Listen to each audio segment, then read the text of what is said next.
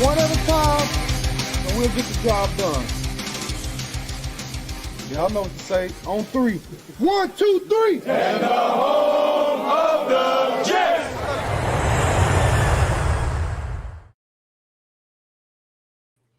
Good evening, everybody. Happy Monday evening from a very snowy New Jersey where I'm tired of shoveling. I'm tired of looking at ice. I'm sore as hell. What's up, Afram? How you doing, man? I'm doing good. Finished taking all that snow off the ground, little wind burn from outside. That is what it is. It's a lot. How much you guys get up there? We had about probably 9 or 10 inches down here. I had over a foot. Damn. And it's the problem. The problem is too, it's like there's no chance to melt. It's gonna be like below freezing for like the next week, and we may get more snow this weekend. So it's like it's gonna Wonderful. we're never gonna escape. The Armageddon is here. Like this is the end. It's a snowfall. And there's a snowfall for the Jets as well. Yes. So for those of you that are looking for a positive, upbeat stream, I have bad news for you because we're going to be talking this Jets coaching search, and I have a lot of angry takes on this. I already apologized to Afram before the stream because I'm completely annoyed. I'm disgusted, and I'm so tired of this organization, and we didn't even get the free agency yet. But Afram, before that, congratulations to Sam Darnold, dude, because I'm so happy to see him make it to the Super Bowl. Good kid, class act, persevered through a lot, been through a lot. I'll be actively rooting for him to win because I hate the Patriots, but it's good to see Sam just get his. Yeah, he got over the hurdle. He didn't lose the game. He actually won. He played well. He brought them. Listen. Yep. 14 and 3, 14 and 2 the last 2 14 seasons. and 3 back-to-back years. Yeah, you can't knock that. And it's funny, like there's all the Jet fans are no. I'm happy for Sam, dude. Like he left here at the right time where the Jets were failing him, he was failing them. He had to move on. If anything, I'm a Viking fan who banked on JJ McCarthy and watched Sam playing. I'm actually out of my mind, but dude, I'm openly rooting for Sam Darnold and have no problem doing it. I hope he gets it. Yep. Yeah. So now, with all the happiness out of our system, happy. Let's be happy. Come on. So the New York Jets are looking for coaches. Now, this entire process to me is a complete joke, but you go, the season ends, no firings for like 2 weeks, which we think is weird because you knew a lot of these guys are going to be gone. Charles London, everybody, there's going to be a lot of changes, guys on defense, because defense is gross. You're going to hire a new defensive coordinator, fire the guys right away so they can all move on. That doesn't happen, but whatever. That's fine. So now a couple weeks later, now we're getting down to the interviewing process, and the name on Dual defense first is Wink Martindale. I guess they went after Jim O'Neill, didn't work out for whatever reason. Here's my question, Afram. This is what I want to know. If you're the New York Jets and you're looking for a defensive coordinator and you know your head coach is on the hot seat, the candidates you have to give up a lot to come here. If they're already employed somewhere else, you're giving up your current job to take a risk to coach at Aaron Glenn, because there's no foregone conclusion you're going to be here in 2 years. It's basically a 1-year trial. If you hit it, great, you'll be here for a while. If not, you're going to be fired. If that's the case, I want to get paid. That's what I want to do. Absolutely. You want me? I don't care if I'm a Jim O'Neill. I don't care if I'm Wink Martindale. I don't care who I am. You better pay me a lot of money to come here, because I'm not risking my reputation and banking on Aaron Glenn surviving this. You got to treat me well. Are the Jets even willing to do that? Is that why they're not getting top candidates here? Oh, absolutely. Yeah, I'm sure they value assistant coordinators, assistant coaches at a lower scale than anybody else. Plus he's paying about 12, 13 million for Glenn. Yeah, but you can't be cheap. If the Jets, you're not being cheap with the head coach, so now you got to make it up with the. Yeah, but here's the deal, though. If once you decide to keep Aaron Glenn, which is already a mistake, we know that already. Right. If you're going to truly believe in him, you give him every resource possible to bring in whoever he wants. Like, listen, You have a blank check. Whoever you think is your best fit, a offensive coordinator, a defensive coordinator, if you need more money, let's do it because we believe in you. We want to see what you can truly do. If you're not going to do that, then you should have fired him. Like either give him the resources or don't. Because if money is an issue for guys not coming here, that's a problem. Because this job is not lucrative. It's not attractive to anybody, dude. Yeah. And you could see, so the Harbaugh, that was part of his 100%. request. I want $10 million for my staff. And they said, fine. Yep. That's what you got to do. This is the norm now. Yep, 100%. You know, if you want to live back in the past, then you're gonna remain in the past, and you're never gonna win. Yep. No, okay. I completely agree. So now, with that being said, what is your criteria for the next defensive coordinator for New York Jets? Like, what are you looking for? We know the candidates, but what would make you happy? I need a smart guy who can defend against the new offensive guys that, with new schemes, up to date guys, basically, not living in the past. And the game has changed tremendously. You need, passing a lot. There's different schemes, guys. Oh, you need a defensive coordinator who can scheme against that. And right now, the only one that's left is Jim Leonard, and he was always a smart guy on the field. Yep. And everyone's talking him up. Wink, I think all Wink does is throw 11 guys to blitz, and that's what he knows. It's potluck. Yep. No, I mean, this is, to me, it's like, it's Aaron Glenn's not, after a failed first season, it would be nice to have this young, innovative defensive coordinator to take a chance on, but it's hard to find that now he needs stability because he's got to rebuild a defense and have a successful defense this year or he's getting fired. So, listen, I would love a Jim Leonard. I would actually be shocked they got Jim Leonard because I think it's probably me, Martindale, whatever. But it's like this hire should have happened last year. The Jim Leonard hire should have happened last year. Or when you're building your staff with young, innovative guys. You went out and got Engstrand. You did the opposite. Bring the veteran offensive coordinator to build your offense. Take a shot on defense because guess what? Aaron Glenn's got a defensive mind. Oh, look at that idea.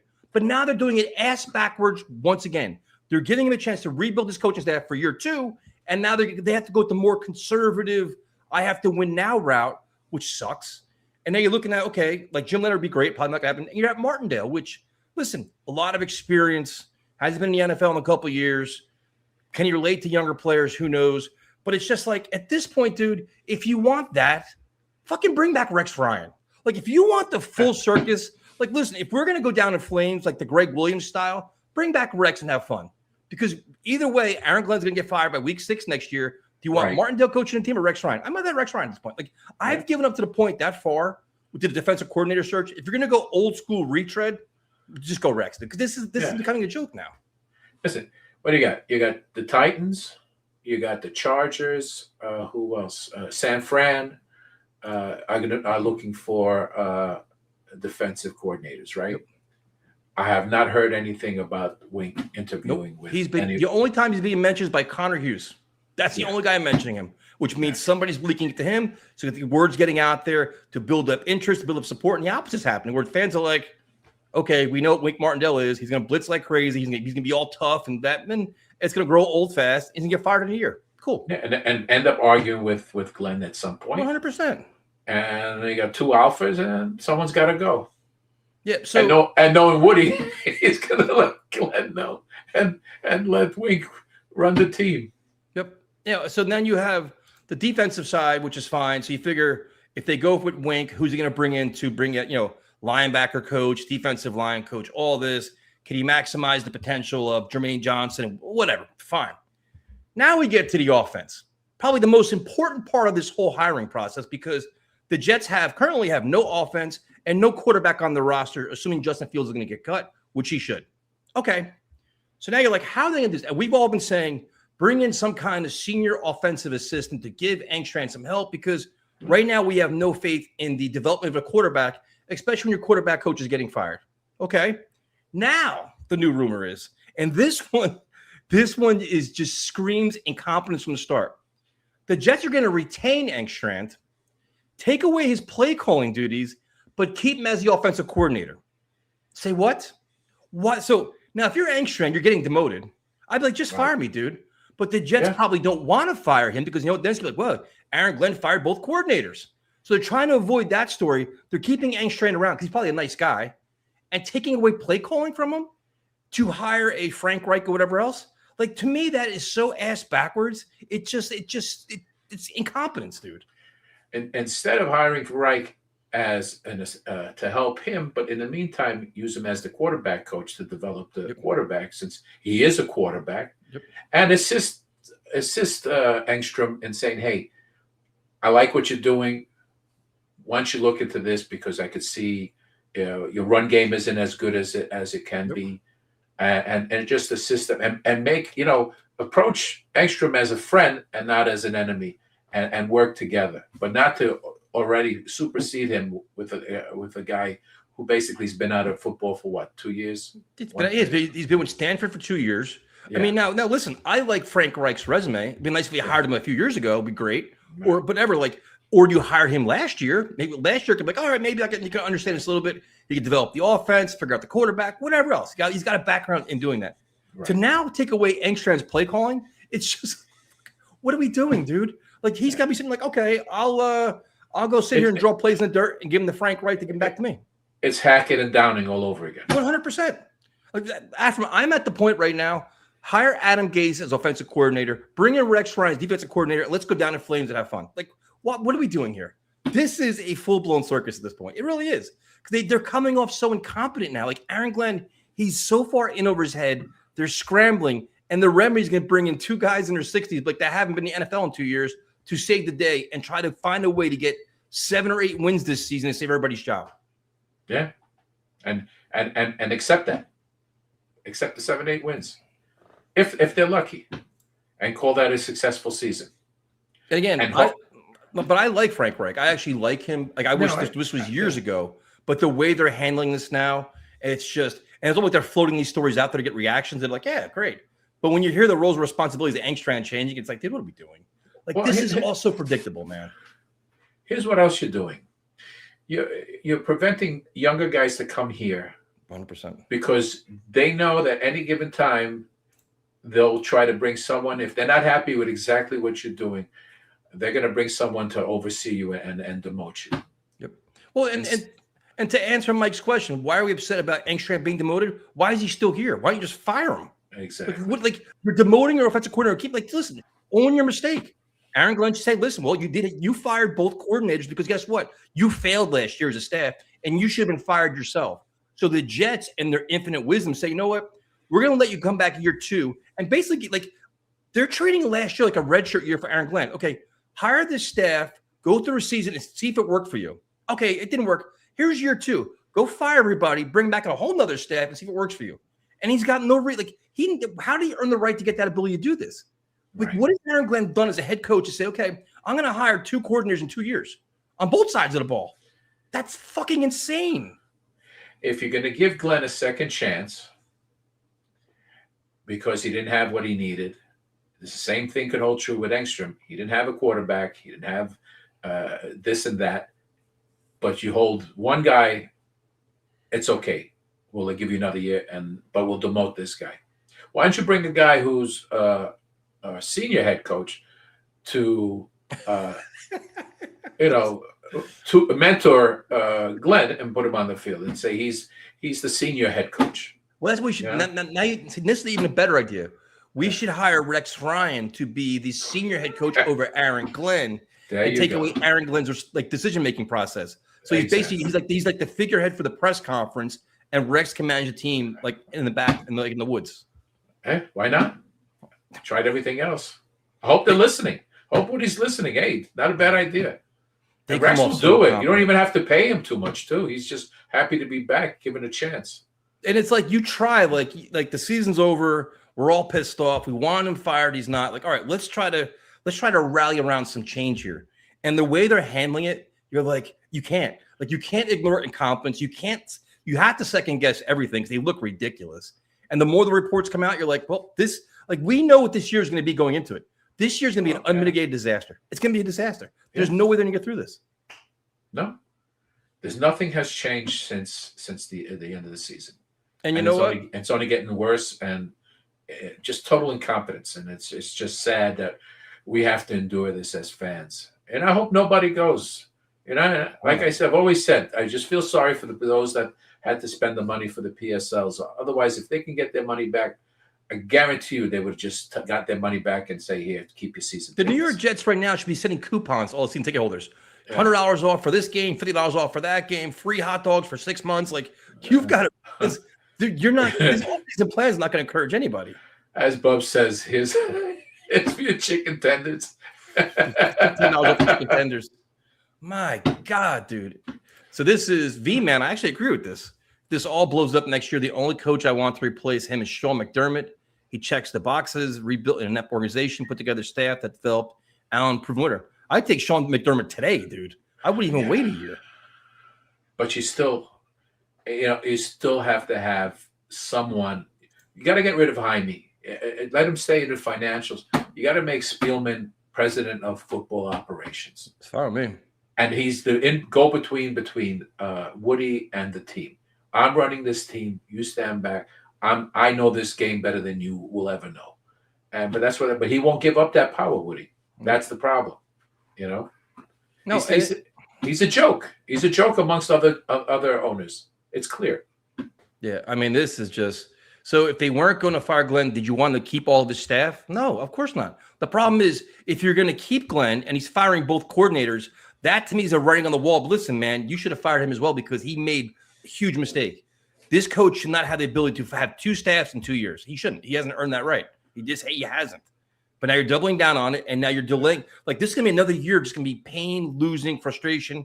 And the only thing is if you have a Frank Reich in the building, you hope if you draft a Ty Simpson or a Nussmeier or whatever else, he at least is an adult in the room that can actually help develop your quarterback. Other than that, you don't have a lot of hope. Yeah.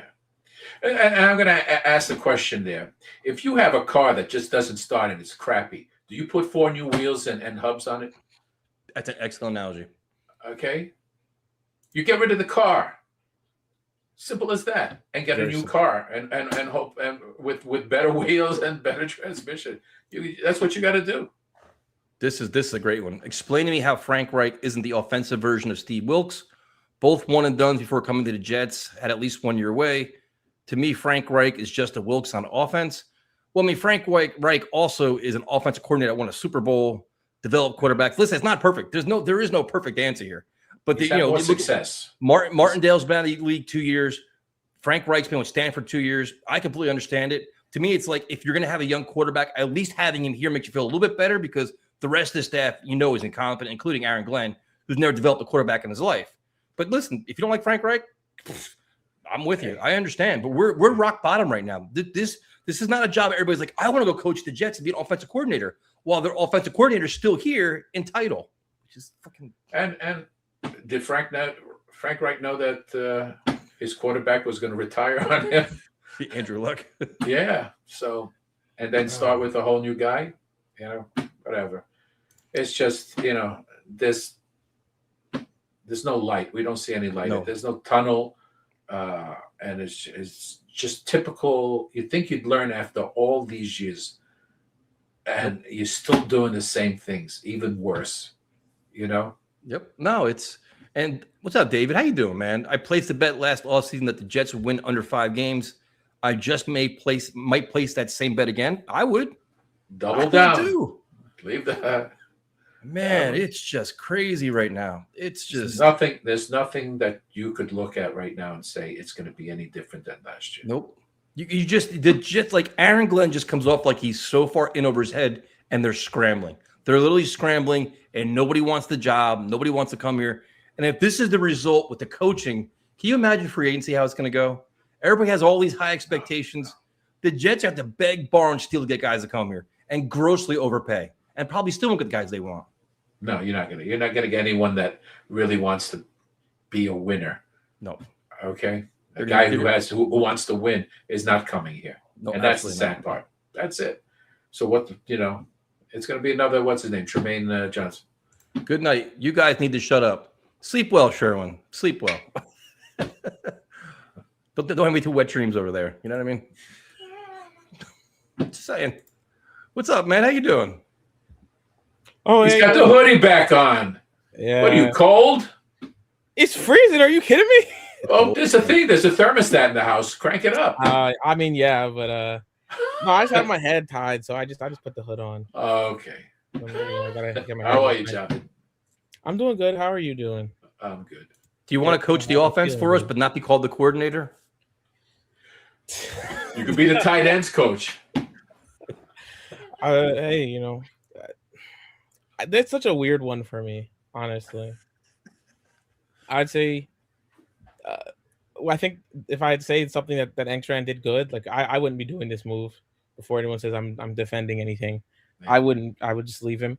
But if I were to say something that he did well, it was scheming up things. But I did think he was a bad play caller in terms of his feel for the game and his timing on things. And maybe that changes the season. But if it doesn't, we'd be stuck in the same situation where we'd watch the games. You guys watching the games and.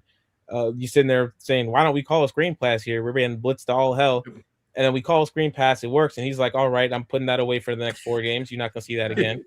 It was like they scored a touchdown, and someone was like, "Hey, man, don't do that again." Yep. So there's a lot of things in terms of play calling that didn't make any sense. The run. we graduated from the run pass to run punt. That was shocking to me.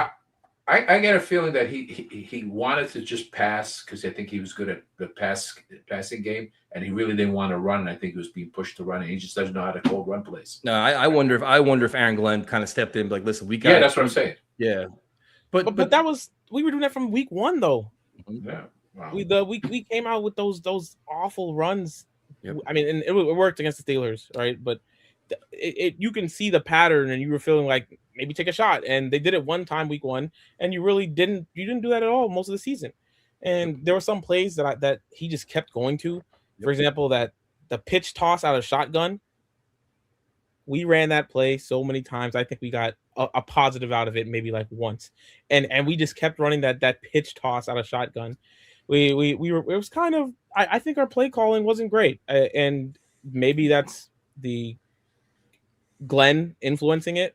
And part of it, we say he's a quarterback he doesn't trust, but at the same time, I've seen a lot of coaches call plays with backup quarterbacks and quarterbacks they don't trust, and they don't refuse to throw the ball. They don't. Well, that's the thing, though, dude. They grossly failed Justin Fields. As bad as Justin Fields was, they didn't put him in a position to succeed either. And everybody's like, "Oh, the Jets' offensive line was good. Then why the offense suck so bad? Why couldn't they run the ball? Why couldn't they do a play action pass? Why couldn't they do screen passes?" And the one game that I remember Greg Olson, the broadcaster, one game was picking it out. He's like, "The Jets are amongst the league worst in screen passes and play action passes." He goes, "And these are the plays that get your quarterback comfortable, get your offense flowing, and everything else." And like, they're the worst at it. We don't call them. we did not call those plays. I remember I saw something in the offseason floating around about how when it came to Fields, like, Glenn was like, he can run, we can do this and use that. And then Engstrand kind of wanted to more Jared Goff him. And I guess Engstrand won somehow, which I don't, maybe Glenn said, we'll try it your way. And now he's saying, all right, no, back in the corner. I don't know. I like Frank Reich. I'm not anti it. I think obviously he wasn't the play caller when the Eagles won the Super Bowl, but we saw what happened to that offense after he left. It literally led to Peterson being fired. Yep. And he did well in Indy. He had solid offenses. They made the playoffs 2 times. He made the playoffs with a geriatric Phillip Rivers, didn't he? So now listen, but I like Frank Reich too. Yeah. But does it make it sense to have him come here and call plays, and not be called the offensive coordinator? No, I don't love that. Like I guess for now, I am going to reserve harsh judgment until the announcement comes out, and then there will be a call-in show at that time. Because I see it both ways. Like I guess I'm trying to put myself in Glenn's shoes, and on one hand, like looking at a lot of coaches, like I think there's a lot of guys who stick to their guns too much, and I think Saleh was guilty of that at times, where everyone loves LaFleur. I thought there were times where LaFleur got way too cute with things. Yeah. He the end around worked twice, and he was like, "Man, I'm doing that shit all the time." And he kept calling that Berrios end around. Like Berrios would be on the sideline, come into the first play, and everyone's like, "Oh well, an end around's coming," and everyone knew, but us, that the defense knew it was coming. But we never really pivoted from it. So obviously, we all expect more likely than not Glenn's going to be fired, right? So in an odd way, him doing something odd like this, I can kind of respect it a little bit if he's looking at Engstrand and saying, I got to try and make this work for my shot, and might be my only chance to ever be a head coach of a football team, and I love the Jets and blah, blah, blah. So if he feels like this is the move to make, try it. Obviously, if you fail, you're gone. So here's the question. I understand what you're saying. Desperate times, desperate measures. So now every week during the season, I think it's on Thursdays, the offensive defensive coordinator meet the media. So how does Engstrand meet the media and discuss the play calling and everything else when he's not even calling it? You're like, well, Frank called these, and dude, it's just like, if you're Engstrand, how do you even want to stay here? Like, I'm getting literally demoted. Tyson, It's like a cat taking away all the claws from the cat. Like, all right, go walk on the street and defend yourself. You don't understand how progressive of a team we are. See, like we're thinking on different levels from other teams. You've heard of the CEO head coach. Have you heard of the CEO OC? Like, honestly, we're doing all that shit. Right? We're gonna have the CEO OC, and then when Jim Leonard doesn't want to come here and we have to hire a random DC, Glenn's gonna be the head coach calling the plays, and then we'll have a CEO DC as well. We're doing new shit. No one's doing it like us, honestly. Pass game coordinators calling plays, and not under a lame duck guy who hasn't been fired. I mean, he's coming into here and he's making the game plans. He's just not calling the plays. He just, I have an idea, Mr. Reich, sir. Man. So that Tanner Engstrand buzzes into Frank Reich, but listen, I think we should call a run play here. Then Frank picks out the play, comes back to Tanner, says, okay, here's the play you can call now. No. Reich is going to call the plays in. Tanner is going to be asking him. It's like, when the head coach says to the OC, call this play. It's one of those. But now the OC is saying it to his boss, who's under him. We're thinking on different levels, right? We don't need a franchise quarterback to win, right? We just needed more layers of coaching complexity. It makes all sense, doesn't it? Yeah, we're going to dazzle the league with stupidity. Mm-hmm. I think After made the best point. I think it's like, we need senior assistants for everybody. We need a senior assistant for Aaron Glenn. We'll get one for Engstrand. When you bring in Martindale, you got to find somebody older than him, which is not going to be easy. That'll be one we got to do too. It's going to be nobody reinvents the wheel like this franchise. We saw the shape of the wheel. We said, we don't really like that circle. What if we made a square? How about we make the wheel into a square? Let's see how the cars run like that. So it's really just next level thinking when you really break it down. Do you raise the prices? Raise ticket prices. The ticket prices go up. Yeah. So do you like the idea of Martindale or no? No. And I'll say this, I'm not too out on Wink as like a coach. I'm saying his defense fails. I think I wouldn't put Wink far off from the way I view as a defensive coach. I mean, it's something called crazy. As the way I view like Ulbrich, right? Where Jeff Ulbrich ran our defense year one, it was shit, and then they said we didn't have our players, and then they got the players that he wanted, and then it worked. And they run the same thing every time. And in the last year, when they lose JFM, so that you lose a lot of bite in that defensive line, and the system's not working, and we just keep running the same shit, and it wasn't good. And so I think Wink is a DC where if he has the people who fit his scheme, it'll be good, right? And there's a lot of coaches like that where you wish you have a coach who can actually transcend scheme. And I think that's one of the worst things in football these days, where you hear stuff from Glenn and them where you always say, we don't have players who fit our scheme. Your job is to be the head coach. You can have a scheme that you want to have. Until you have the personnel to fit your scheme, you need to make sure that the scheme, that the things you're calling, it gives you the best chance to win with the players you have. And so many coaches around this league nowadays just say, well, I have a scheme, he doesn't fit, it's his fault. Yep. Fucking coach. Like that's your job. It's not our job to do that. It's not the player's job to figure that out. It's your job to coach the team. Well, that's where Wilkes failed this year. Right. When it comes to Wink, no, I'm instant out. From the moment that they reported that he was taking the interview, I said our beat hasn't had shit. I'm gonna be one of those to say it. I might not be the first person to say it today. Our beat hasn't had shit. I know you've seen this. Our beat hasn't had shit all off season. Nope. And instantly Wink takes an interview, and Connor Hughes is breaking news. Like, man, I was breaking news this whole time. No, you weren't. Stop it. And he tried to be coy in one of the things where they said, it's because Wink is texting him. He said, I'd never had Wink's number. I've never talked to Wink. Yeah, you talked to his agent. We know what it is. We've seen, like, I've seen someone say, and I hope this is true. It probably isn't. We said, for all we know, Jim Leonard's on a flight to New Jersey to have an interview with us. Probably not, because considering the storm and everything, or we're on a flight over there. Who knows? But we didn't hear anything about any of the other interviews. This is the first candidate we're hearing about, and it's not a coincidence. It's someone who has ties to people already who worked for cover the Giants and are in this area. 100%. When Wink got fired, it was like the same shit that happened when Saul and Joe Douglas got fired. You got 10-page athletic articles being written about the dysfunction in the organization and everything is Dable's fault and this, that. No, I don't want Wink Martindale. I'm sorry. No, thank you. I would rather Glenn call plays on defense and hire some random to just that's what he should do. Than to hire Wink. Like you assess the candidates, say, listen, okay, we didn't get this guy, we didn't get this guy. Okay, listen, you hire your young upstart guy, whoever it is. If you want to keep Chris Harris, fine. Aaron Glenn's calling the plays. Take away all the excuses and all the scapegoats. How about the head coach actually own something? Like, instead of hiring more guys. And I'm with you, dude. Like the Martindale thing to me, it's like I just know how this is all gonna work out. To me, it is what it is at this point.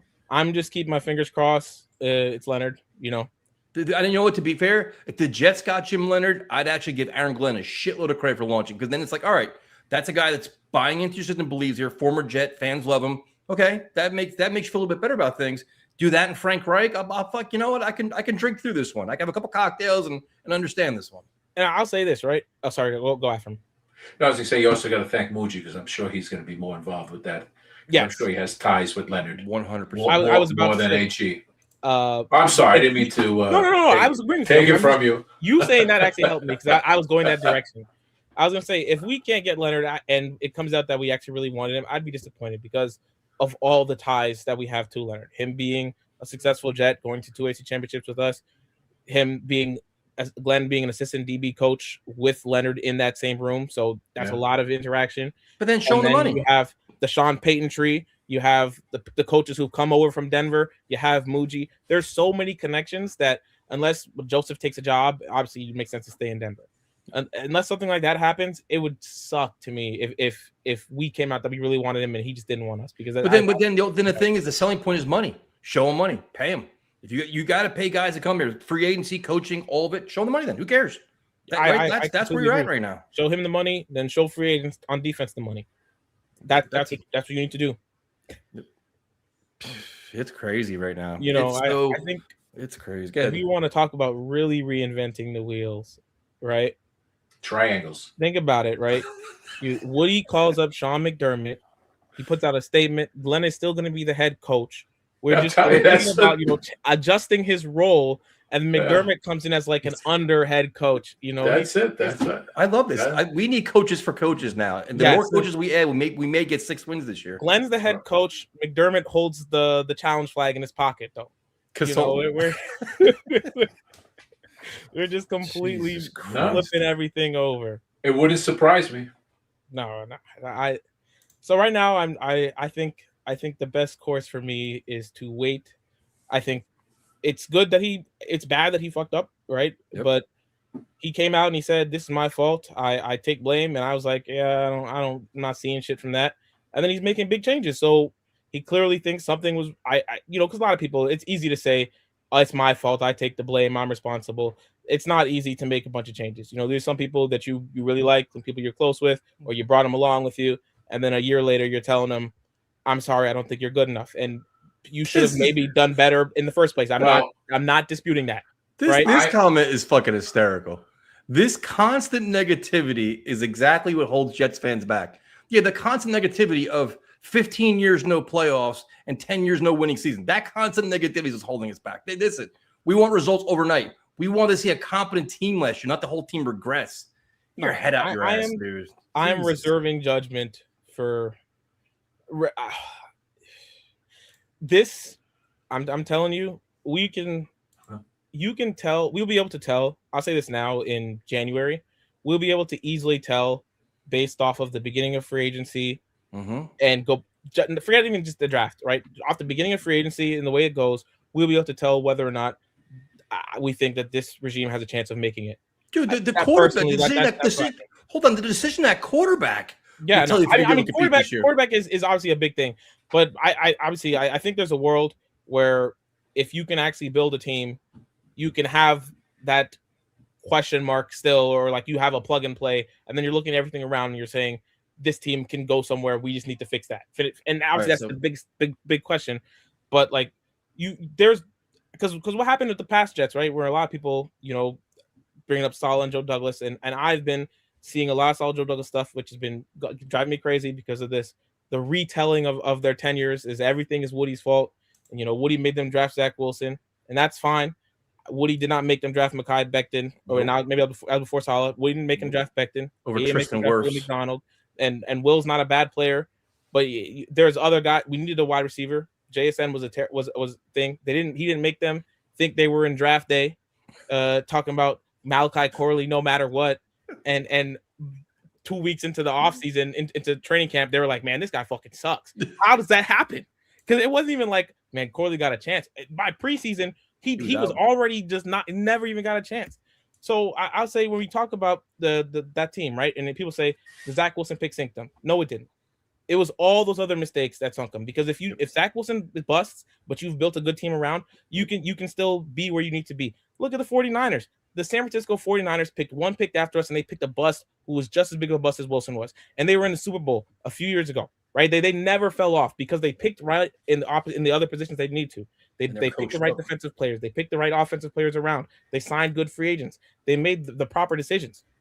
So I get it. Quarterback's big. If you can't build a team, you don't deserve to be having the quarterback failed me discussion. Well, see now, we're going to modify the plan. Rex Ryan, defensive coordinator. Adam Gase, offensive coordinator. No Gase. No, I won't go full. No, then you got Sean McDermott, senior advisor to Aaron Glenn, and we bring back Geno Smith. Let's go full chaos here. I seen people talking about bringing back Geno. What do you think of that? Why not? Who cares? I don't throw the ball around. I think Geno got. I don't think Geno was good this year. I think he got scapegoated for a lot of issues. Well, Chip Kelly was terrible. Chip Kelly was, and you know what's crazy? Carroll. Chip Kelly wasn't even the worst coach on that team. Pete Carroll's son on that offensive line. Oh my! I've seen I've seen some accounts where their whole thing is just breaking down Raiders' offensive line play. It is I think it is 10 times worse than the worst Greg Van Roten cut-ups you could find when he was on the Jets. The Raiders' offensive line play was so bad. And then you have the story of Chip Kelly calling in plays to Geno that they didn't even have in their playbook. They didn't practice, yep. How is that possible? I'm waiting for the takes that say, let's give Stafford the bag so he can come out of retirement and we can take him. Bring back that's going to happen.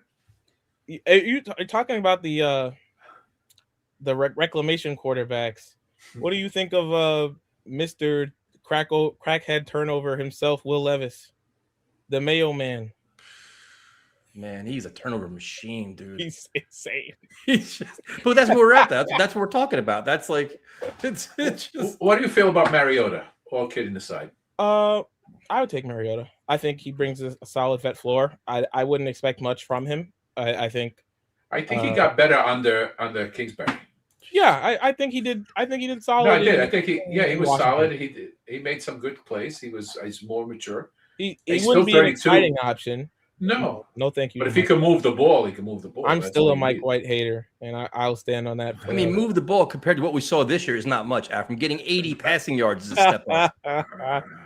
Jared Stidham moved the ball better than what we had this year. At this point, the names that are being tossed around, I saw Jimmy G, Jimmy Garoppolo. I'm at this point, nothing would even faze me because I don't even care. He's on the. Was he on the Rams? He's on the Rams right now. On the Rams? I don't know. Garoppolo on the Rams?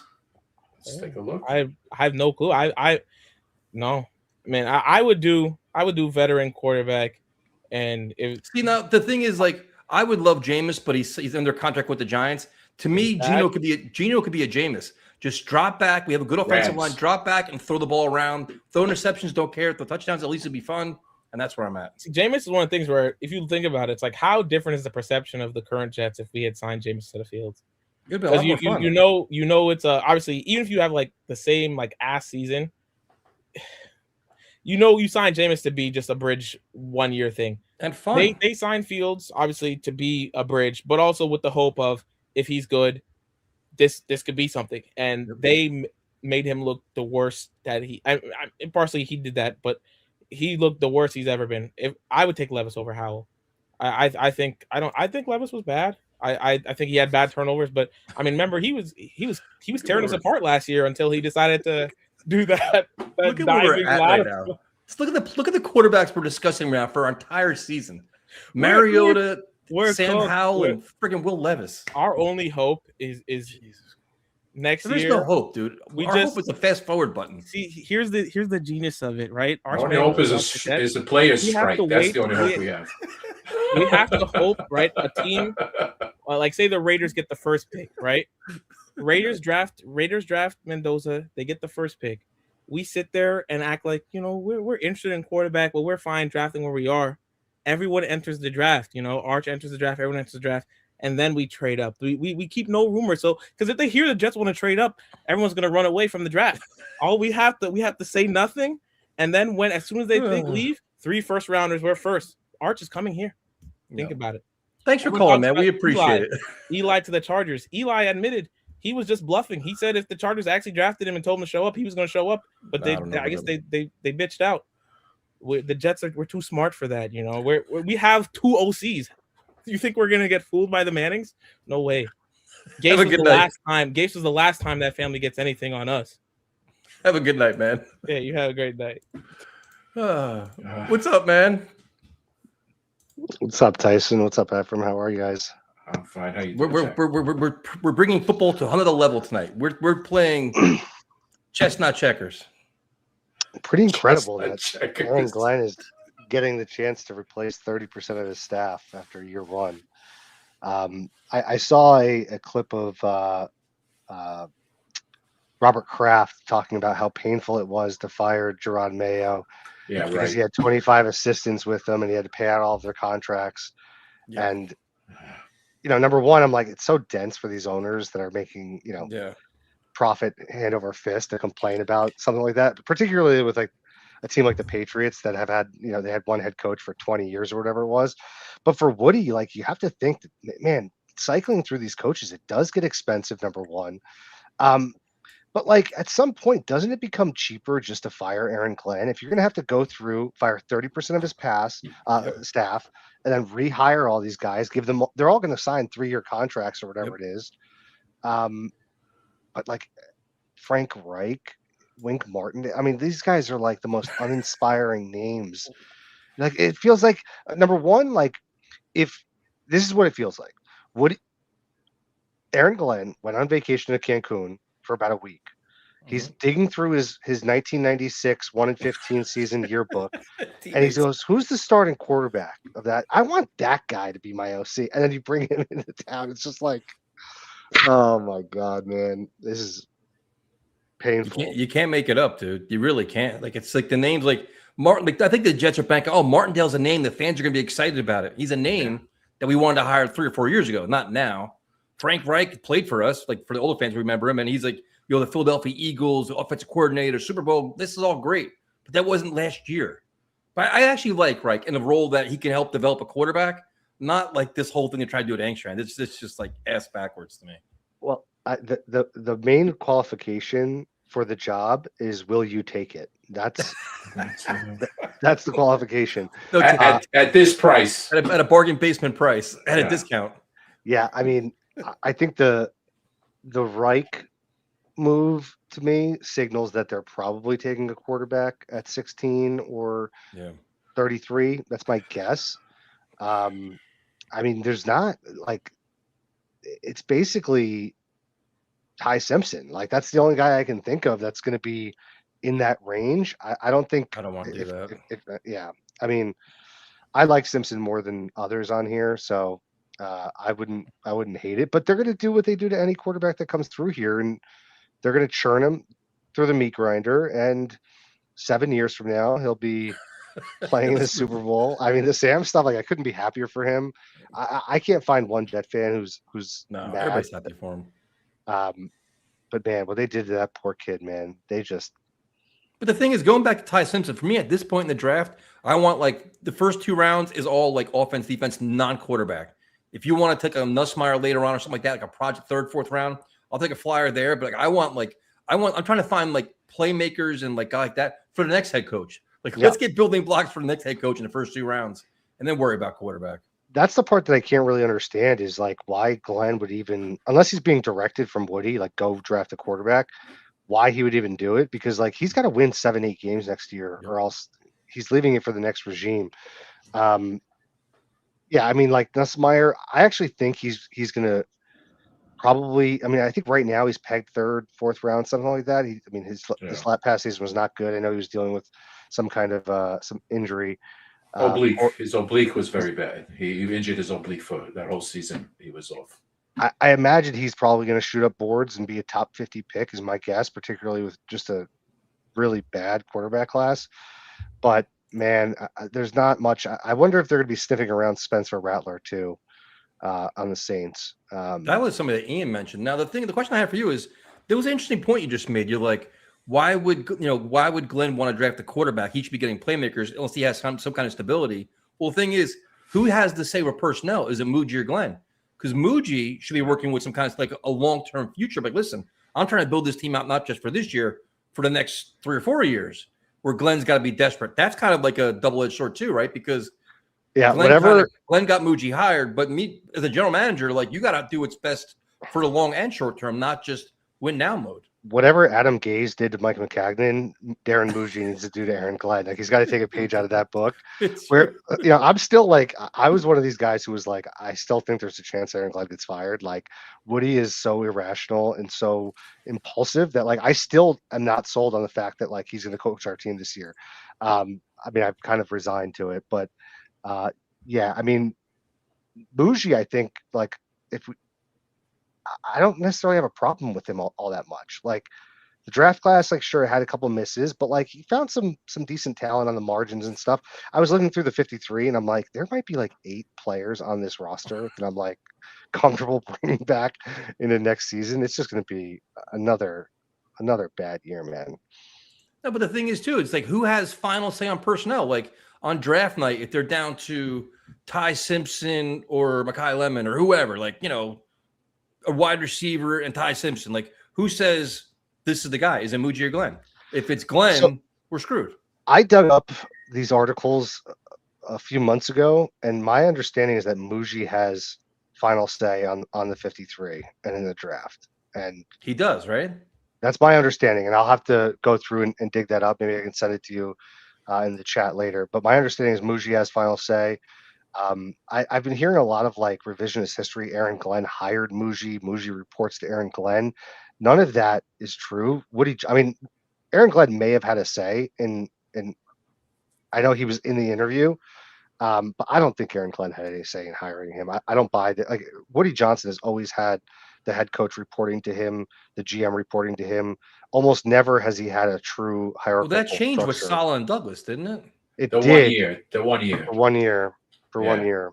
I think the perception was because they hired Aaron Glenn first, that Muji came in because Aaron Glenn wanted him. That was the perception. Which they had. I mean, I never understood that argument. They had no overlap, no connection. They were not connected in any meaningful way. So I don't, and the funny thing is that Aaron Glenn gets all the credit for Banjo on the special teams being hired.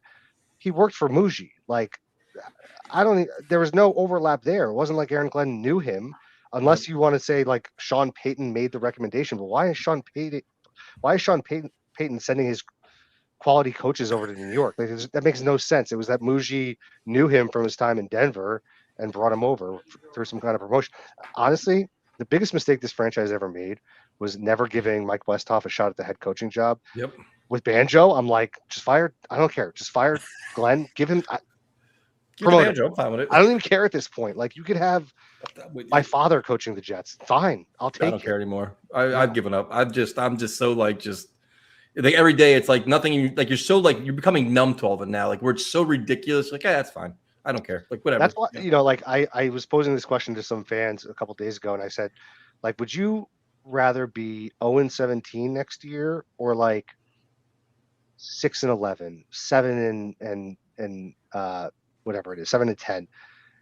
And like, I'd rather just go 0-17. Number one, like, losing is like comfortable for me at this point. Like, I don't even. I was trying to remember. Like, dude, the last time the Jets were in the playoffs, I was a young man. I was 25 years old. I've had about 5 jobs since then. I've had a kid. I've got married. I mean, I'm like, I went through my entire 30s without You know, like there was one winning season with Ryan Fitzpatrick, who I hated. Yep, me You too. know, I hated him too. You couldn't even get excited about that team. Once you finally did get excited, it was like they broke your heart in Buffalo. You know, like You might fall into shock if they have a winning season. Then I don't even like. At this point, I'm just like 7 wins secures a year 3 for Glenn, and I'm just like I'd rather just go 17 0-17. gets Glenn fired and gets the #1 pick in the draft. Yeah, and destroy Arch Manning's life. You know, like a little payback for your uncle for the phone call. day in Yeah, school. You know, yeah. Thanks for calling, man. We appreciate it. terrible guys. Have a good night. All right, guys, have a good night. You too. You too. We're all just cynical, man. Like it's more like I was mad when this first started, but then you just gotta start laughing at shit because it's so like it's so ridiculous. So now, do you want? We gotta bring on him. What's up, Hi, man? guys. There he is. Hey, Linus wanted to say hello. Linus, haven't seen Linus in a while. Like, it's a good dog. Looks like he's ready for bed. no, I didn't go outside for a walk. But yes, I got. How was your New Year and how was your holidays? Doing great, man. How about yourself? It was good. I didn't get much. You know, I got a Jalen Brunson jersey and a cookbook. Nice. Can't go wrong with the Jalen Brunson jersey. What a cookbook. And also, What kind of cookbook was it? My sister's friend got it for me because Diaspora Rican it's called. What's it called? Diaspora Rican. It's basically like Puerto Rican. Yeah, of course, because she knows me so well. I had to ask. After put his head down the minute I asked, he knew. You knew. You knew.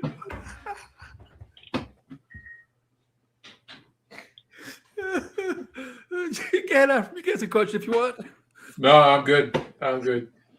No, so let's just talk about this because you know what, I haven't really been paying attention to the Jets because it's just been so depressed. I take it out because look, it's rough being a Jets fan right now. It has been miserable. My entire fandom. Like I am still waiting for it. I am still waiting for the day I get to open this. What is this now? Do not drink unless Jets make the playoffs. He just made that shit tonight. What is it? No. I brought this. Looks like you drank 90% of it already. What are you talking about? No. Let me explain. No, this was from a party that my uncle would come over for a party. I don't drink. I'm not a general tequila drinker. I can't do My this uncle tonight. bought this. This is like an $80. This is an $80 bottle of tequila. It was an $80 bottle of tequila. It's about $8 now. Yeah, no, but like I said, my uncle left this here, and I said, you know what? I'm not going to drink this last shot of it until the Jets make the playoff. How about I save you some time? When they get a win, finish it up because that's the best you're gonna get. All right, you know what? Like I said, I'm just, and you saw when I mentioned it. The last time the Jets were in the playoffs, Blockbuster was still operating as a business. I mean, that's how long it's been. It might come back. It's just this. No, but I'm just it is just frustrating. And you know what? I have no hope with this regime, with this staff. Whatever they do, it just seems like at this point it's just rearranging deck chairs on the Titanic. So, you don't like Wink Martindale or Frank Reich? I'm not like Wink. No, I think he's past his pro. I think he's past his sell-by date as a coordinator. It happens to everybody. Eventually the game. If you don't evolve, the game will eventually move by you.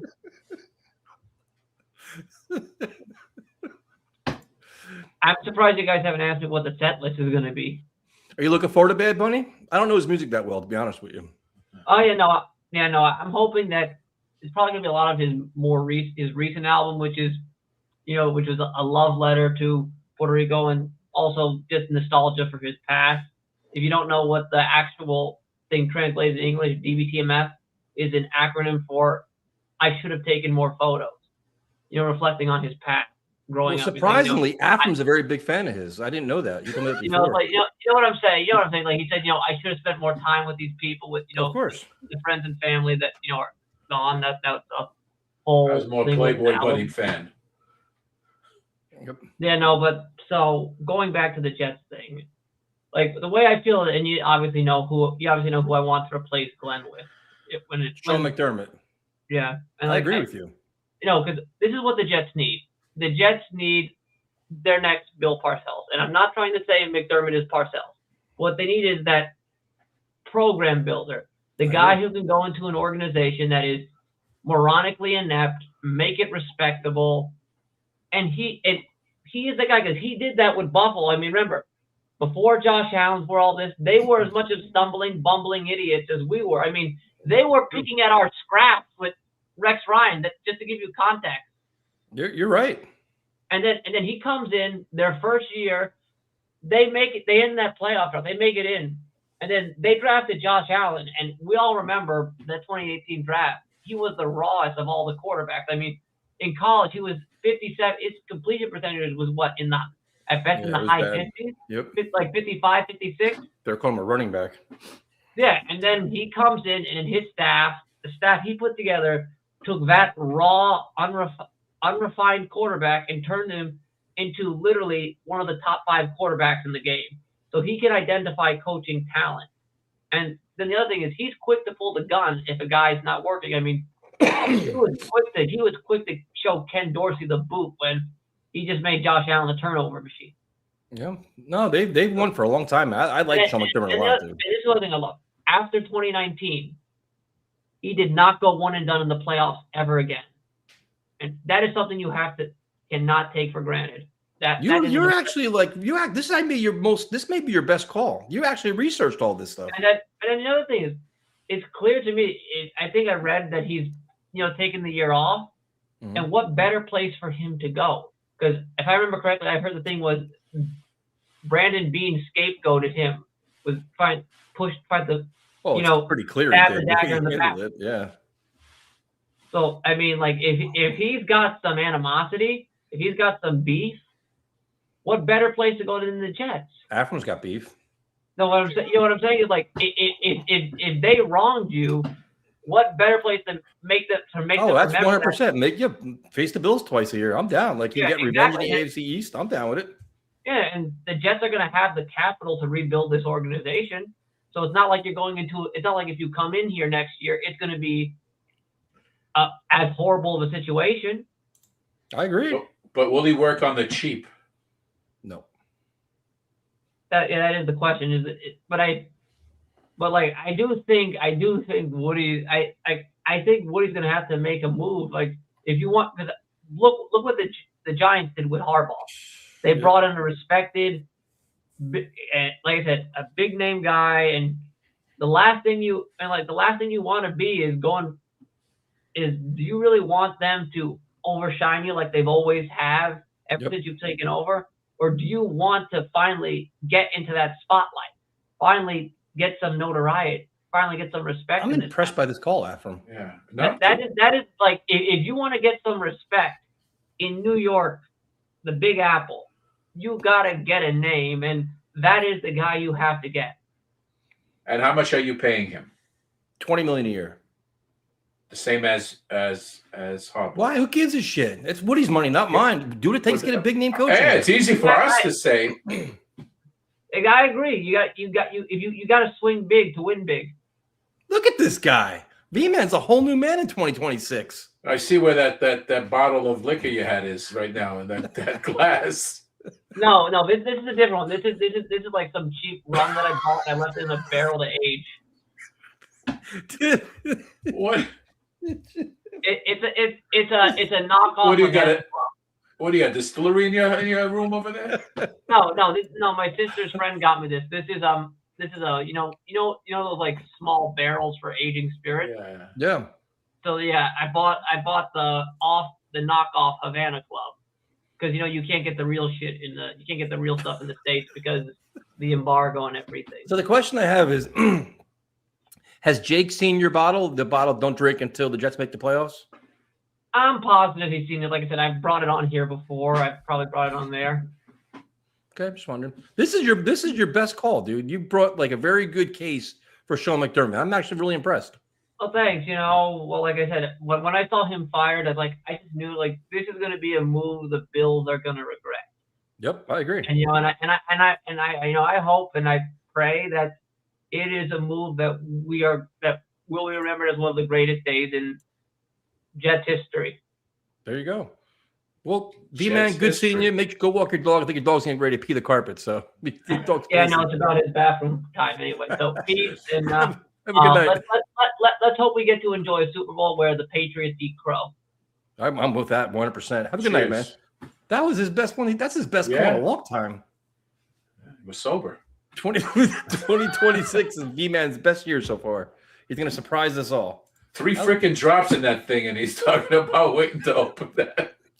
But that thing's going to dry up before he even opens it up. And then this is the fact that Bills press conference from there. Yeah, that was a joke. That was they matched Woody Johnson in terms of just incompetence and just poor handling. That was gross, dude. Made McDermott look terrible. Like, poor Keon Coleman got put him out there too. Is it McDermott's fault because your quarterback fumbled the ball out of nowhere? And the way he said it, he's like, I watched the Denver game and I just couldn't tolerate it. Like, so you're gonna ignore all the winning, all the playoffs, all the things that went into the game of actually losing the game. It's just like that. The owner came off so bad, and then you promote Brandon Beane. We look at all the roster deficiencies, and they're all because of him. And you promote him, let him hire somebody else. It's just wild, dude. Shane, stupid. I'll take it. I embrace it, but I would take Sean McDermott in a heartbeat. I wouldn't even think twice about that. You never know. All right, a very interesting show continues, and of course we have to wrap up our show with a guy that's going to the Super Bowl. So I don't want to deal with Jose's shit tonight, but we will. What's up, man? How you doing? Hey, guys. Frozen. Yeah, it's definitely frozen. This weather's been brutal, man. Yeah. Although the snow, people are complaining, but they were saying it was going to be 2 feet of snow, blah blah blah. We haven't had much in recent years, but man, I remember snowstorms that were like almost 30 inches. So we've been lucky the last few years, though. Yeah, we haven't had anything. Now this kind of is a regular snowstorm, but which is still better than the Jets. Let me tell you something. It's just watching this.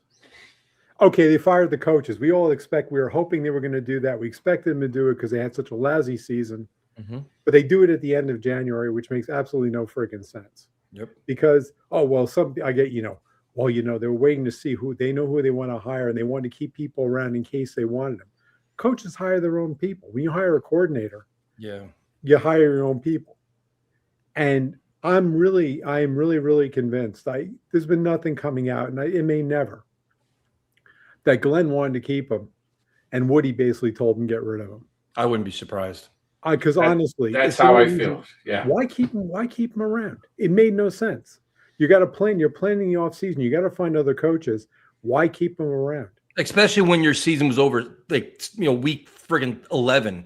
Well, the season spiraled out of control. You knew you had to fire people the day after. Do it. We all expected it. Like if Newsflash came out, that Monday, Black Monday, whatever it's called, they fired Charles London. Okay, smart. Yeah. The longer it lasts, you're like, man, this is really strange. What makes you a good CEO is that you can fire guys even though you have a close relationship to them. You can fire the guys. Sorry, goodbye. When you're a manager, anybody that's ever managed anybody, you can be friends with somebody, but if they're not performing, exactly, got to get rid of them. You can't. But I mean, and then the way this whole thing with Engstrand is bizarre, and it's bizarre at multiple levels. Yep. Because it's not so much I can understand them saying, well, we want to get like somebody in there as a senior assistant to help him over the hurdle. He's a young OC, still learning. The poor kid the guy didn't have a chance because he had shitty quarterbacks. That kind of makes sense to me. But the way it was announced, now again, I don't know how this really came out. I don't know. Somebody leaked it, which has been, we've been radio silent the whole year. We haven't been having this kind of stuff. It's probably Engstrand, dude. If you're getting demoted and you're taking away your play calling, like this is ridiculous. Like, yeah, but why? The other thing is why? Well, I don't know. Maybe I know he's got a job, but you know what? Engstrand's still under contract. But if you're him, I'll try to hook on with somebody else. Yeah, but I agree. We were talking this before, Afram. But it's like if you're Engstrand, would you rather be demoted or fired? I think I'd rather be fired. I mean, honestly, in that kind of situation, it's humiliating. I feel for him. I really feel for him. It's not that I think Engstrand, he might have the potential to be a good OC. I don't think he's horrible, but he was in a terrible position, didn't have quarterbacks. But the other thing with Engstrand was it was obvious that he cannot adopt his scheme. Yep. The fact that Fields, he's not a great quarterback. I would never sit there and say Fields is going to be the next Lamar Jackson, or he's going to be this great. He's not, but he's not this bad. Nope. And he was totally thrown off because they had him being a pocket passer. And it was obvious in training camp that he wasn't handling it well. It was pretty obvious that, all his reports coming out, they were right. He's not a pocket passer. And Angstrom couldn't adjust it. Now, did Glenn decide to do this because he wants a running quarterback or a dual threat quarterback, and he knows Angstrom can't handle it? I don't know. There's a lot of I don't notice it. None of it makes sense. But all I know is they humiliate, and it just looks bad. It looks really, really bad. It looks amateurish. It doesn't. But see, and I'm like the cynical person now because I'm already at this broken level with the Jets. To me, it screams the Jets are scared to have the story out. Aaron Glenn fired both coordinators. That's what it says to me. Like they're to keep Angstrom around, but it's like to take away his play calling and still call him a coordinator is some amateur hour stuff, dude. Well, that's what they did. I mean, basically, that's what they did to Hackett. Exactly. They took it away from him and they gave it to Downey. I mean, you can argue, right? There's OCs in this league that don't play call. LaFleur in LA is not play calling. Whoever the hell's under Andy Reid is not play calling. So you have these offensive coaches who are not CEOs who are calling the plays. Peyton's calling his plays. Yep. The OC's not doing it. I don't even know who the OC in Denver is. Peyton's calling those plays. So if that's the case, you already have that, but this is a little different. This is like saying, okay, we're demoting you. You're not calling the plays anymore. We're bringing somebody else in. And it's the off. It's not in season. It's in the off season after a year of all these failed experiments. And it could have been handled a lot better. I mean, I understand I can see keeping the OC title because as other people have pointed out, under league rules, you'd have to go through a whole interview process because of the Rooney rules and other things. You'd have to go through it, even though you're playing to hire him. They've had fucking 3 weeks. Oh, I know. I'm not defending him. This is the whole thing. It's like this is what pisses me off, dude. They've sucked the entire year. By week 12, we knew you could make a lot of changes. That Monday, you start interviewing all these people. So, we had to do the Rooney rule. This, well, no, fuck that. You should have already done all this stuff and get your staff in place. It comes off so like they're so incompetent, like they don't know what they're doing. And now it's a desperation. Now what you're in is a desperation thing because basically they're trying to put together a staff, trying to find people who come here. A job that nobody wants. Basically, at this point, yeah. I mean, and people say, well, why? It's the Jets fans' fault. Glenn being on the hot seat, he shouldn't be. It's the fans' fault. No, it's not. No, it's not. Obvious. Even Woody, as stupid as he is, and everything else, the guy's a moron. Yes. And even as oblivious as he is, he understands that if we have another losing season, that he keeps Glenn. He may not have ticket sales now. He won't have anything. And he knows it. So nobody's going to keep him. And in this league, it's especially now. Come on. You got the Giants have made a splash with Harbaugh. Yep. Woody, that's burning his ass, right? Yep, I agree. You've got New England in the Super Bowl after last year going 4-13, and now all of a sudden they're in the Super Bowl. And you can make all these excuses. You can say, "Wow, they had a lot of cap, and they had draft picks and stuff." Well, guess what? So did the Jets. Yep. Well, they had a quarterback. Okay, in that case, you can make an argument about that they already had a quarterback on hand, although not that May was that great last year. So you've got all these things, but Vrabel took a team that most people consider not that good. They keep saying, "Oh, they had an easy schedule." They make all these things. You know what? They made it into the Super Bowl. Yeah.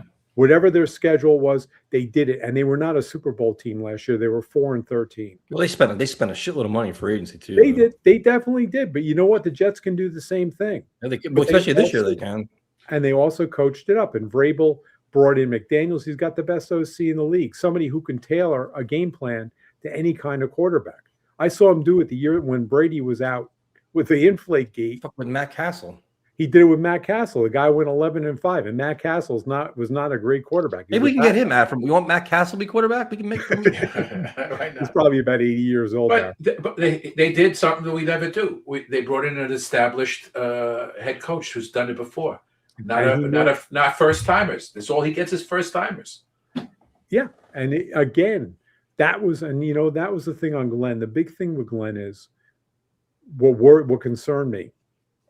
You look at these coaches and you sit there and say, wait a minute, who are these guys, right? leaving out Wilkes. Wilkes is another conversation in itself. He wasn't exactly a barn burner to start with, but okay, we sort of understood it. He had coaching experience.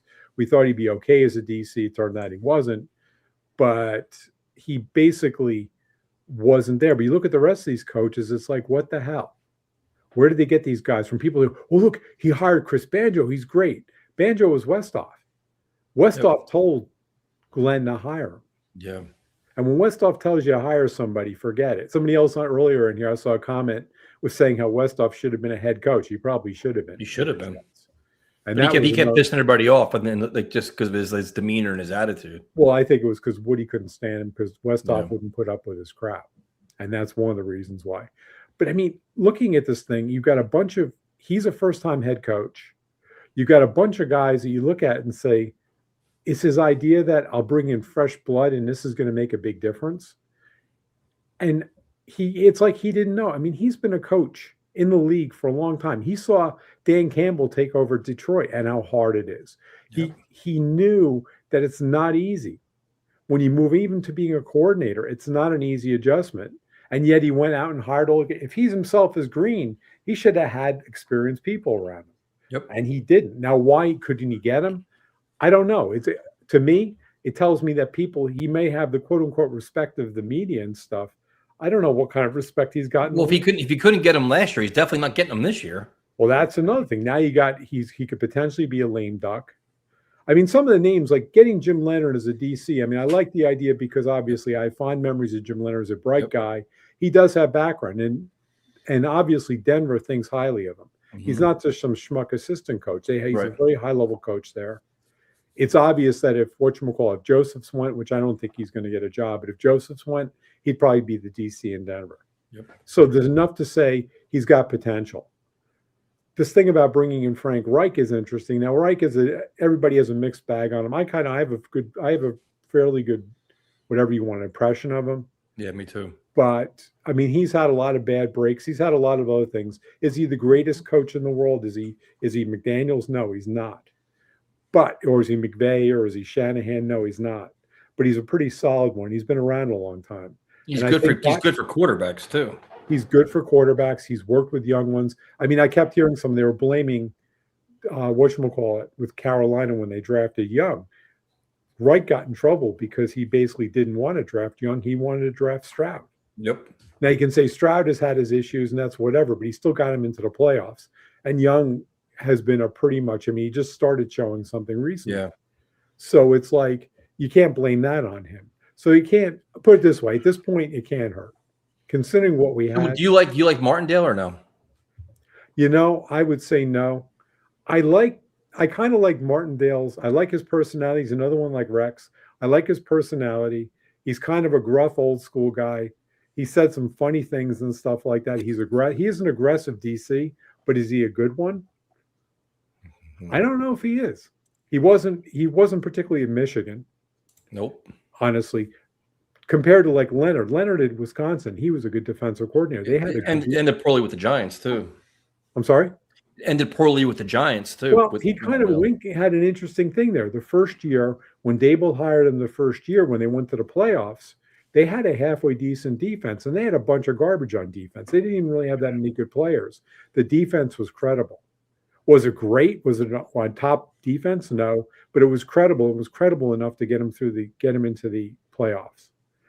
Second year, forget it. And he clashed with Dable, and it was a mess. That's the other thing with Martindale. I just can't see him and Glenn. Nope. You got these are two alpha people. They're going to be pissing on each other in 5 minutes. 100%. What I want to see is now, but how are they going to handle this? And again, the situation with the offensive coordinator, and if you are going to try to draft a quarterback, and I have a feeling my take, by the way, guys, is it's only growing each day. They're going to try to draft somebody. I'm not saying Simpson. I really don't know, but it's going to be whoever that next quarterback is, whoever comes out of the Senior Bowl and at number 2 combine, either 2 or 16. Oh Christ! It's going to be a first round, and it's going to be the Woody Johnson special. They're going to start him. Because Woody that's what I'm afraid of too. It's too desperate because he's desperate, man.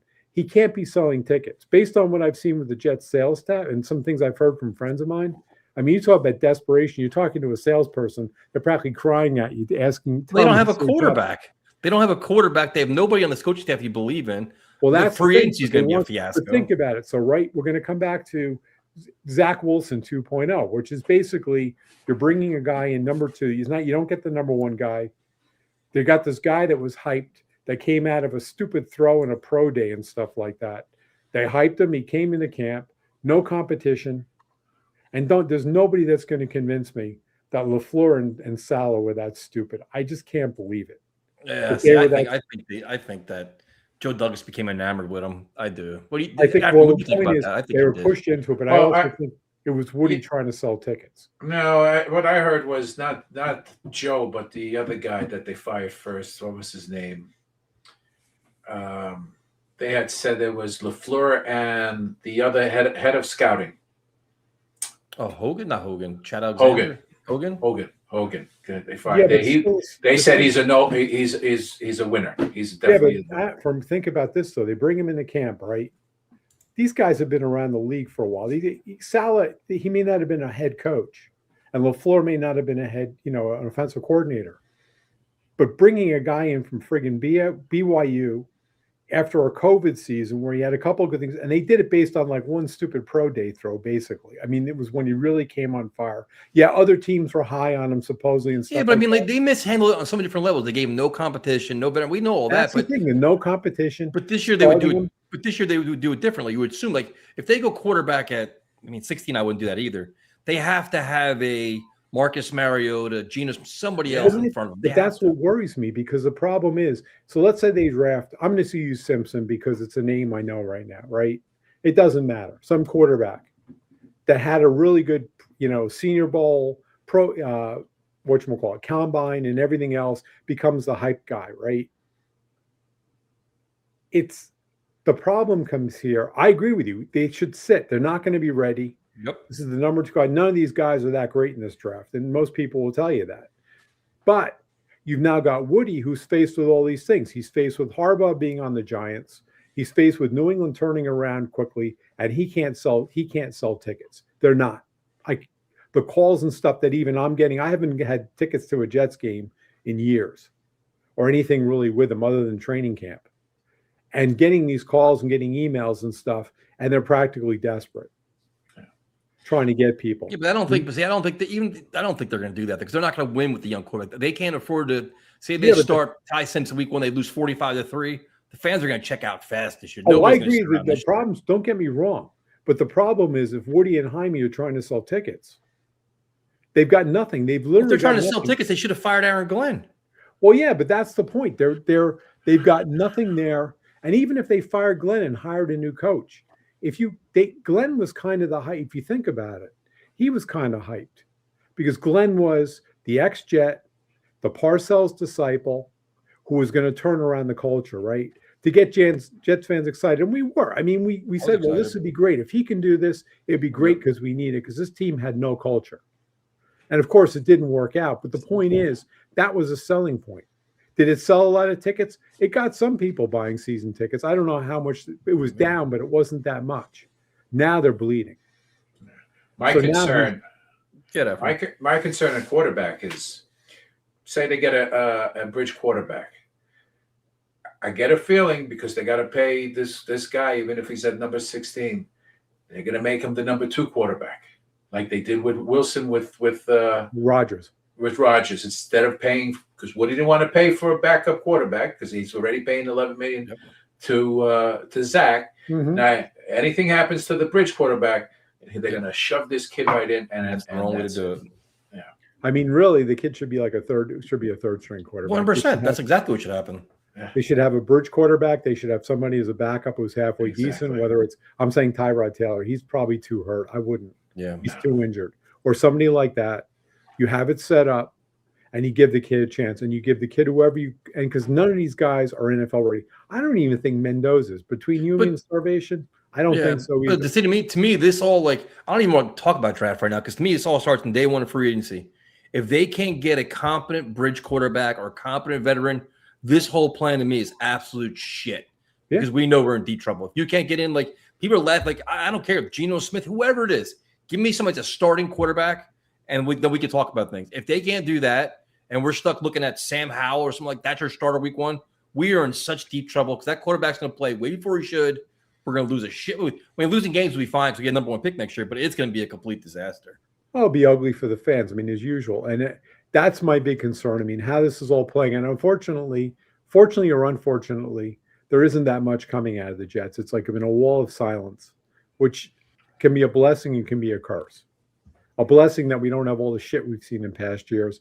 A curse because we don't know what's going on. We don't see it. And you're right. We're not going to see it until free agency. And we're not going to see the draft will tell us. We'll see. It's like they can impress us by getting Jim Leonard signed. If they can get Jim Leonard in the building, it'd be an impressive move. But if they start settling and like, all right, because I don't know. I have a bad feeling. The thing is, we need to have some sign of a plan. Yep. Hiring a Frank Reich, for example, would tell me that they realize that Engstrand is limited, that even if they do draft a young quarterback, that they need help in there. They did not have good coaching. Now, whoever, if they can get somebody as a QB coach, that's great. It's not quite as important, but it would be nice to have. And the other positions. I'm not as worried about the passing game coordinator. I'm not worried about the whatever other coaches, wide receivers coach. I'm not quite as worried about that. I am. But I want to see a plan. You know what? I want to see something in there where there's a plan. Okay, he's scrambling to hire coaches now. What did he fire out of his 20 coaches? 8? Something like that? That's a lot. Yeah, especially when it involves your coordinators. It's funny. Somebody was asking me about that. And he said, in effect, he's fired both coordinators, even if he hasn't. Two. And it's I have never heard of anybody. I don't think I've ever seen a coach. I was trying to think of it. I can't think of a coach firing both of the major coordinators at the same time. I've never seen it. Well, dude, thank you for calling in tonight. We'll wrap this thing up. Great call. And so now you're with Rank or out on Rank? You be good with it? I'm sorry? You'd be all for Frank Reich or no? You know what? Out of the people that are out there and stuff like that, yeah. I mean, if you can get somebody, I'm going to throw out the name Kingsbury. I'm not a big fan of his, but let's say they got a Kingsbury to do it. It may be better. But Reich has experience on multiple levels. He's been a quarterback coach. He knows quarterbacks. He had been one himself. So it can't, put it this way, it can't be any worse than what we had. It can't be. Have a good night. Typical Jets fan cynicism. Take care, guys. Yeah, I mean, it's a very unique situation now from where you're looking at it. But everything everyone's talking about, it still comes back full circle. You talk about getting tickets. If you brought in an experienced head coach, you bring life back to the fans, right? Yep. Because you know that good coaches will follow him. Yep. Who did he bring from anywhere? Nobody. Was it Tanner? Tanner was the only coach that he brought with him? And came Hayden. with him? Steve Hayden. Yep. Yeah, that's it. But players, what they have, Isaiah Williams was the only one, and he got him later on. Yep. No one followed him here, And if you're doing all these changes now, what's that? What's that telling you? That he can't pick guys. He can't. He doesn't have any. He blew it. No one's coming here because of him. And it's just getting worse. Harbaugh gets anyone he wants. Oh. McDermott would get anyone he wants. Yep. No, the only lifesaver right here is if Leonard comes in and becomes successful, it gives hope down the road. Yeah, that's the only way I'm looking at this because you're not. No. I mean, I think Sirianni did do that. Nick Sirianni did do that, but he's also been winning games every time. He's making the playoffs every year too. No one talks about that's a different thing. Yeah, this is such a weird spot for the Jets, man. Like I'm not I was talking about this today. I was like, yeah, I'm not like. The best part of the Jets sucking is I'll spend more money on concerts and vacations. I'm not going to games. Yeah. Like I have no desire to go to games. There's nothing they can do this offseason to change my mind because I don't believe in any of it. So there isn't. There's nothing. It's just making up stuff to get better. But get rid of the guy. But if you fire him, you got to pay him. So what are you going to do? You're going to humiliate him so maybe he quits and you don't have to pay him. No. And Jack was right. They can actually save money by firing Glenn now because now you have the guys you just fired you got to pay. Now you're hiring all new ones that are most likely going to get fired in a year. It's just the most ass backwards thing with this team, man. Not only that, you have no faith that even if McDermott's available, he's going to go after him. Nope. Well, dude, but they could prove it now. Like the whole thing is, if you're gonna keep Aaron Glenn, then you do whatever it takes to make him be successful. Are the Jets actually going to do that? Are they going to offer Jim Leonard money he can't refuse to come here and coach? Or are they going to say, you know what? We have a budget. You want this? We're the Jets. We're not going to pay you that. If that's your mindset going into this free agency, we're screwed anyway. Then just fire Glenn now because it's not going to work. And that's the problem. Like, you don't like – I think Woody probably believed in Glenn at first. He saw this train wreck. He's like, you know what? I believe in you. Now I don't so much. You got to earn my trust. I'm going to put limits and everything. And then that's another problem. Yeah. Like, it's just ridiculous. You're paying all these first-time head coaches anyway. Learn your lesson. Okay? Unbelievable. You took Gase and you took him over a guy who's won a Super Bowl. I mean, where's the logic in that? Dude, it's just – and the thing is, like, this whole thing, and it's funny because we didn't hear an entire thing about any of these coordinators or any of these coaching until two prominent veterans were involved. Martindale and Frank Reich, who both have ties to reporters around here and everything else. Now all these leaks come out. But just these two guys, no leaks about absolutely anybody else, which speaks volumes too, right? Because it's just like, to me, it's almost like a negotiating ploy. But, man, this is just – I just can't imagine being Engstrand right now. You're the offensive coordinator in New York Jets. You called the plays. You dealt all the nonsense. You had to face the media, face the fans. Now in the offseason, like, oh, you can keep your job, but – you can't call the plays. I'm like, fire me. I want out. Like, I don't think you don't trust me. I don't trust you. I want to leave. Like, why would he want to stay here? Yeah. And if I was him, I'd come out and say, it's a disgruntled place. There's nothing going on. They don't know what they're doing. I had to get out of there. I wouldn't blame him, dude. Like, it's just, you don't have to have like that sake of like, this is a very well-run organization. You're getting a feeling it's becoming the opposite. Like, Aaron Glenn was brought in to change the culture, clean it up, like football guys making football decisions. And me, is my stupidity, I'm like, well, having Spielman in the building is going to make this a lot different. He's a former general manager. He knows how to run an organization or give these guys guidance. And it don't seem like it's making a big difference. No, but he's just a consultant there, right? He's just a senior advisor, wherever the hell he is. Exactly. Instead of being president of operations. But you got Jaime there who probably couldn't even throw a football or recognize a football from a soccer ball. I mean, listen, if you like Jaime because he does things financially, then make him a financial president. That's it. He handles all finances. Put a guy who knows football, knows how to run a team, who's done it before, but never someone who's done it before on anything. Anything. You know? I agree. And that's the thing. Always on the cheap, and you're gonna make a big splash. I got these guys, and it's cheap, but it's backfired every single time. And what are you gonna do? You're right. But it's like and have like prominent people, like they're always saying, well, it's got to be, you want like you said, Jaime's a finance guy. Well, if you want somebody out of there, but make it Curtis Martin. I don't give a shit. Curtis Martin's always wanted to run a team. Like, you know what? When John Lynch took over, like, oh, he's this, he's that. Listen, man. It's get football guys in the building and move Woody and these guys further and further away from this whole process because it's just not going to work. And now we sit and wait, this whole how the Jets – and how the Jets work. When this Frank Reich thing came out, I'm sure they weren't sure that these leaks would come out about Tanner Engstrand's roles and responsibilities. And now the Jets are panicking. Oh, we can't do this. We can't do that. We can't do this. It's like they're going to – there's all this negativity surrounding the team. They're going to try ways to pivot and make it sound better. It's just – it's never going to end. The usual.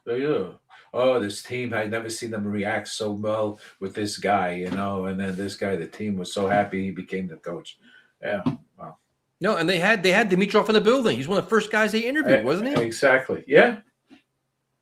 They had these guys. It's like when the guy's too established and too prominent, they're overqualified for the Jets. Like, no, we can't have you, man. You actually know too much. They don't want to give them the power. Yep, and that's the problem. Or the money. Okay? Because this guy could tell him go F yourself at any given time because I've done it before. You haven't. Okay? Yeah, like the Falcons just did it with Matt Ryan. Give it to Curtis Martin. Let him do it. I don't care. Yeah. It's got to change something here. But the way they're handling this now, it's very hard to have any kind of faith with how they're handling this coaching staff. And then you're only you're about a month and 6 weeks away from free agency. Good luck. We're gonna be talking about friggin' Sam Howell against Mike White. I'm just waiting for when Woody takes the call at free agent at the draft. Welcome to the team. I'm glad, we're looking forward to having you on the team. Nobody's more excited than me. I watched all your tape. You're a great player. Hey, speak to my son. He wants to say hi. Speak to my brother, Chris. Who? Okay. Exactly. Chris, who takes calls from people. I mean, really, if you look at it, who in their right mind would say something bad about somebody else on the phone that won't get back to that person? You think that Peyton Manning was going to say that Gase, he was horrible? Nope. Come on. It's a joke, man. Use common sense. My God, what do you do all day? Bang your head on the table? I mean, you got the other guy who said, I want to work with Darnold, and he's a Super Bowl winning coach who also coached up Aaron Rodgers. Yep. What is it that you don't comprehend? You got a guy whose eyes are going opposite of each other, and Peyton Manning says he's. I'll never forget that press conference. I'm becoming Bubs now. You just got me. Unbelievable. So the comment is, fans overrated Engstrand. It's good that AG is man enough to hold the staff accountable. Then fire him. If he didn't do a good enough job, you fired Wilkes for doing a bad job. If you don't like him, fire him. It's not hard. All these guys should have been fired right off the bat, including Glenn. Yeah, that's because it's a fact, dude. The fact that your first time head coach after 1 year is firing your prominent position spots on his staff means he's probably in over his head, and you know what's going to happen this year. It should just been your assistants. Your DC and OC should have been quality guys. Your assistants could have changed. No one would have said a damn word about it. What a disaster. Yeah. All right. So we've talked about a lot of losing. We've talked a lot about poor coaching, all this. But one of our callers, one of my favorite callers, is a Seahawk fan of all things.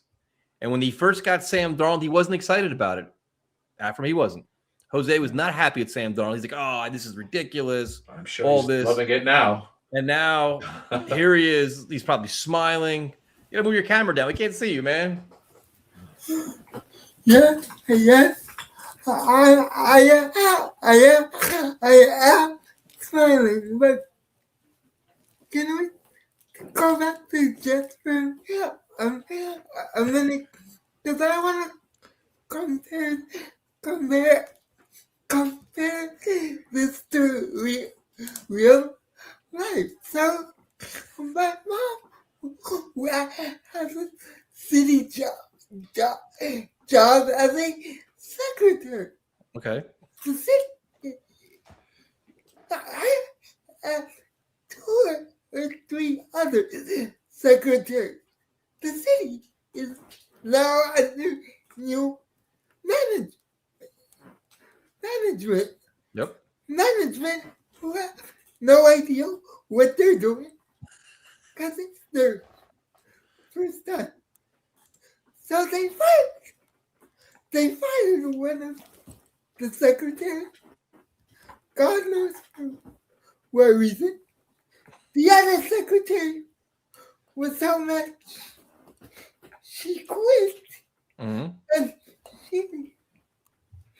she's the one that does payroll.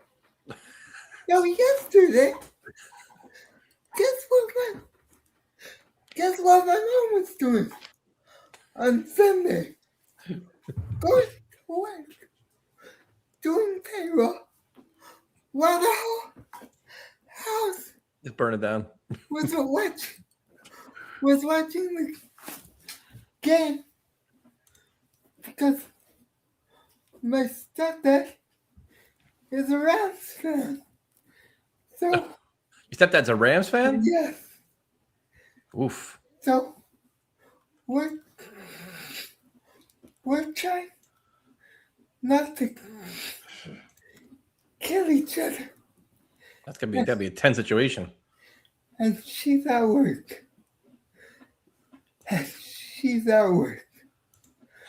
So yeah.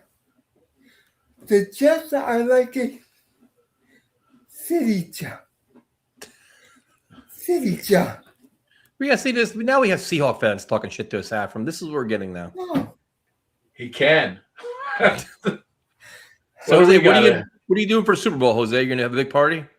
Oh, I'm just gonna watch it with no volume No volume. because I hate the Yeah. call. What channel is this, the Super Bowl? Is that CBS or Fox? NBC. On NBC? Oh, with Collinsworth and Yes. I turned the volume off too. Hey, on a side note, Tom Brady's getting really good, man. Yes. Tom Brady's analysis is really good, man. It's like he's really become a good broadcaster. Yes. At least he's not an ass kisser like Collinsworth, where he kisses everyone's ass on that. So Brady breaks it down. He gives you the Breaks it whole down, like. yeah. I'll give him gives you- that. Yeah. So Jose, do you have a Sam Darnold jersey yet or what? No. Come on, man. You supporting him? You believe in him? I believe in JSN. Dude, Sam Darnold's playing well, man. But Jose, you got to keep this in mind now. All Jet fans are on your side. We're rooting for you to win, Sam Darnold to win, and to beat the almighty Patriots. Oh no. Oh no. Don't give us that curse. Let us down, Jose. You let us down. We're gonna have big problems with you. Don't give us that curse. No, it's the curse. You have to help. You have to help Sam Darnold win the Super Bowl, because if not, Afram's gonna be all over you. What's it me? Oh, Uncle Alfred. How are you? I'm fine. How are you, Jose? I'm He's You're happy. yes, I'm happy. Yeah, Yes. I've never experienced that before, so I couldn't tell you. No, yeah. Can't relate. We got the wrong green on us. Yeah, I can't even get a freaking 500. I can't even get freaking 8 wins. We get 4 wins. We can't get a relevant game in November. Fucking by Halloween. Jesus. The Jets won't get through next year. Oh. Jose, good to talk to you, man. Congratulations. We're very excited for you. Tyson, Yes. Yes, sir. you asked me a month ago Mm-hmm. who I thought would be in the Super Bowl.